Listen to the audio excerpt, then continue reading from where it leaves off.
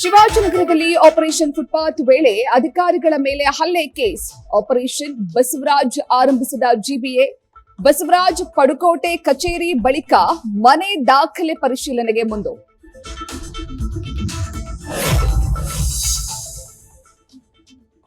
ಬೇಕಾಬಿಟ್ಟಿ ಫುಟ್ಪಾತ್ ಒತ್ತುವರಿ ಮಾಡಿಕೊಂಡವರಿಗೆ ದಂಡಾಸ್ತ್ರ.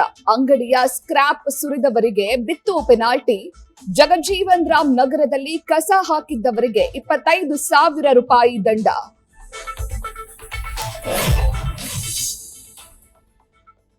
ಮಳೆ ಇಲ್ಲ, ಬೆಳೆ ಇಲ್ಲ, ಅನ್ನದಾತರ ಮುಖದಲ್ಲಿ ಕಳೆಯೂ ಇಲ್ಲ.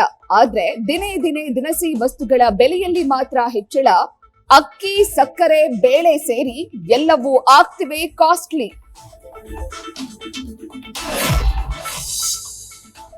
ಅತ್ತ ರಸ್ತೆ ಕಡೆಗೂ ಬರೋ ಹಾಗಿಲ್ಲ, ಇತ್ತ ಫುಟ್ಪಾತ್ ಕೂಡ ಸರಿ ಮಾಡಿಲ್ಲ. ಫುಟ್ಪಾತ್ ಸ್ಲ್ಯಾಬ್ ತೆಗೆದು ಬರೋಬ್ಬರಿ 18 ದಿನವಾದ್ರೂ ಮುಚ್ಚಿಲ್ಲ. ಮಂತ್ರಿ ಮಾಲ್, ರಾಜೀವ್ ಗಾಂಧಿ ಸರ್ಕಲ್ ಬಳಿ ಇದೆಂತ ದುಸ್ಥಿತಿ.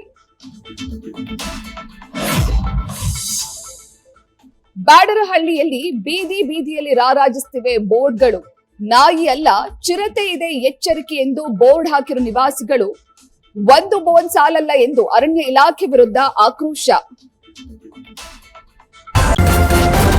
ನ್ಯೂಸ್ ಫಸ್ಟ್, ನಿರ್ಭೀತಿಯಿಂದ ನಿಮ್ಮ ಪರವಾಗಿ.